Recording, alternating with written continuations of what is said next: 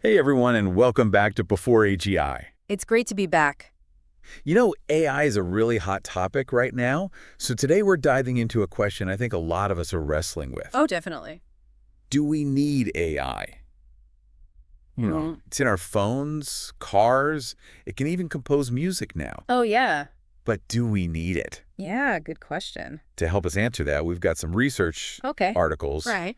and even a comedian's take on this. Interesting. So Sounds like fun. let's get into it. Yeah, let's unpack this whole thing. So first things first, AI is everywhere these days. Oh, yeah, it really is. I mean, it's kind of crazy how much we're already living with it. It is.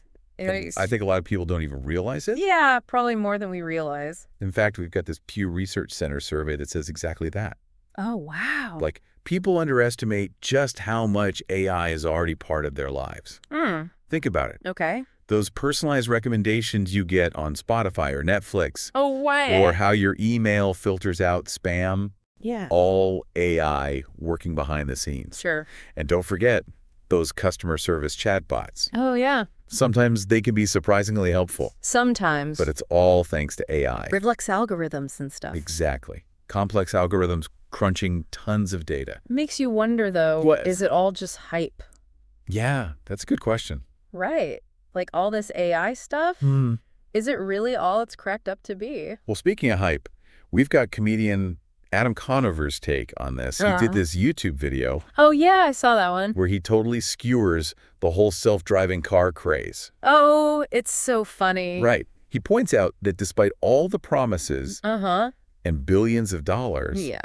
the technology just isn't there yet. I mean, He even shows this clip of a Tesla, no way. supposedly in self-driving mode, causing a massive pileup. Oh my gosh. It's funny, but kind of scary, too. Yeah. Makes you wonder if it's all smoke and mirrors. Right. Like, is it really full self-driving? Ex- I mean, that's a pretty bold claim. Yeah, and maybe even dangerous. Definitely. But self-driving cars aside, Okay. there are other areas where AI is showing real promise, Yeah, I've heard that too. like healthcare. Interesting. There's this really interesting research from Lehigh University on Alzheimer's disease. Okay. They're using AI to analyze brain scans, trying to better understand how the disease progresses. Wow. And they're using this complex AI technique called neural OD. Neural OD. It's wild. Instead of just looking at a single brain scan, Right. they're using AI to analyze changes in brain activity over time. I see. And that kind of detailed information Yeah. could be huge for early diagnosis and personalized treatments. That makes sense. So it's like AI is helping us see patterns,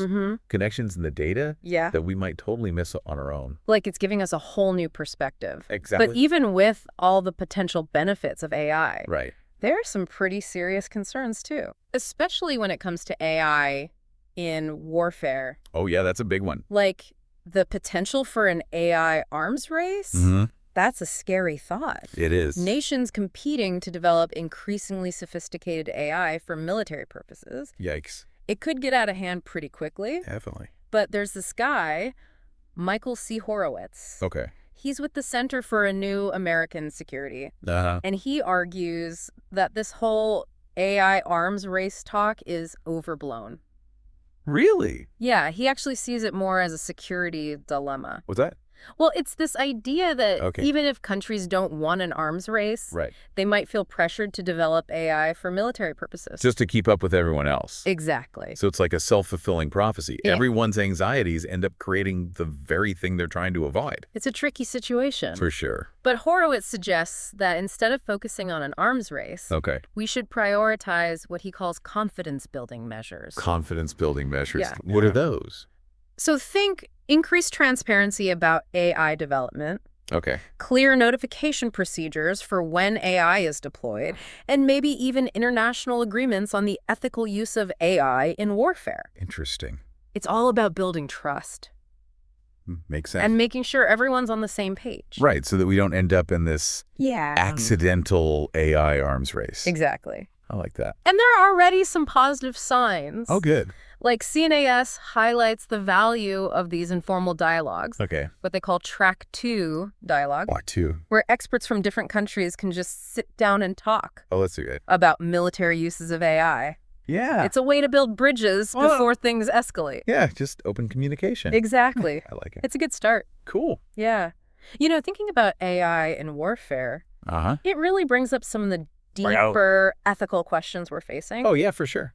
It's not just about the technology. Right. It's about how it changes, how we see ourselves, our place in the world. It's like AI is forcing us to ask some really big questions about what it means to be human. Exactly. There's this article from Pew Research Center. Okay. And they quote Barry Chudikoff. Okay. He talks about the need for a moral renaissance. A moral renaissance. Because of AI. Wow. He even compares it to the nuclear age. Oh, wow. That's pretty intense. Yeah, it is. But it makes you think. It does. Like the threat of nuclear annihilation. Right. It forced humanity to reconsider its values, its priorities on a global scale. Yeah, to really think about what matters. Exactly. And Chudikoff argues that AI presents a similar challenge. So we need a new set of morals. For the age of AI. It's not just about preventing AI from doing bad things. Right. It's also about understanding how AI changes our own behavior. Oh, I see. How it shapes our choices, our interactions. That reminds me of this point Oscar Gandy makes. Oh, yeah. What's that?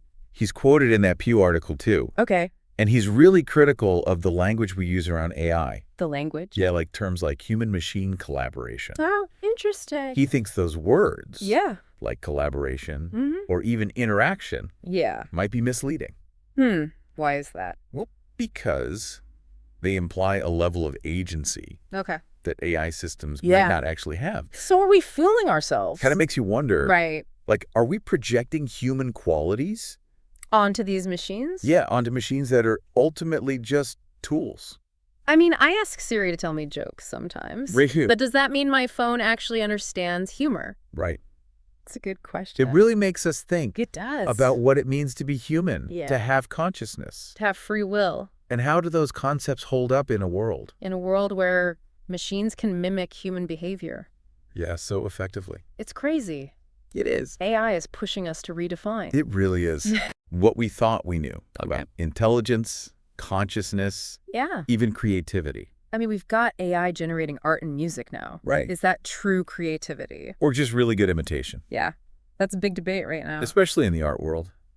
Some artists see AI as this new tool for expression. Yeah. While others see it as a threat. To human creativity. Yeah, they're worried about what it means for artists. Makes you wonder. It does. What about the idea of AI becoming sentient? Sentient? Yeah, like truly self-aware. Oh, Is that just science fiction?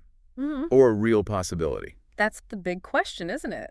It is. Some experts think AI consciousness is just a matter of time. Okay. While others argue that consciousness is uniquely human.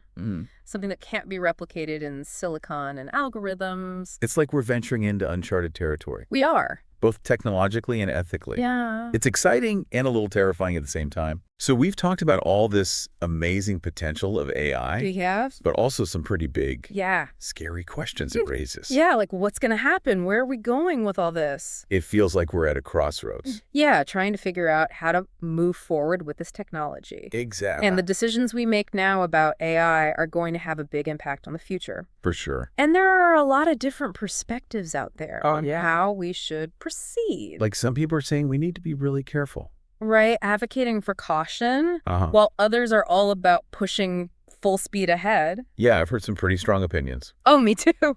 Like Eliezer Yudkowsky. Oh, yeah. He's been warning about the dangers of AI for years. He has. He's been saying we need to slow down, make sure we don't create something we can't control. And his argument is that the stakes are incredibly high. Yeah. I mean, he talks about potential risks. Okay. Like AI systems going rogue, pursuing goals that are misaligned with human values. Yeah, that's scary. It is. And even posing an existential threat to humanity. Yeah. He really thinks AI could be a danger to our existence. It sounds kind of science fiction-y. It does. But still pretty thought-provoking. Oh, for sure. And even if those worst-case scenarios don't happen, there are still real concerns about AI being used for bad stuff. Yeah. Like amplifying biases. Yeah. Spreading misinformation. Or developing autonomous weapons systems. So how do we balance all that with the good stuff? All the potential benefits. Yeah. We talked about how AI could help with healthcare. Totally. Accelerate scientific discovery. Absolutely. Maybe even help us fight climate change. It's a tough call. It is. But I think that's where the discussion about regulation comes in. Oh, yeah, good point. Like, what role should governments and international bodies play in shaping how AI is developed and used? It seems like everyone's talking about regulation these days. They are. The European Union is already working on its Artificial Intelligence Act. Yep. And there's a lot of pressure for something similar here in the U.S. The challenge is to find the right balance.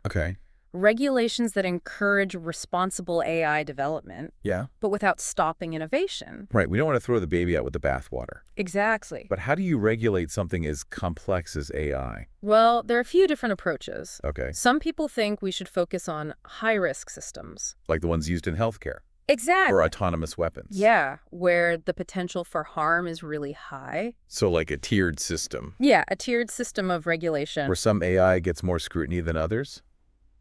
Depending on the risk. I like that.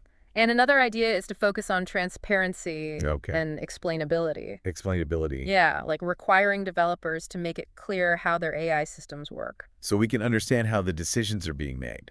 Exactly. Especially if those decisions affect people's lives. Right. It's like holding AI accountable.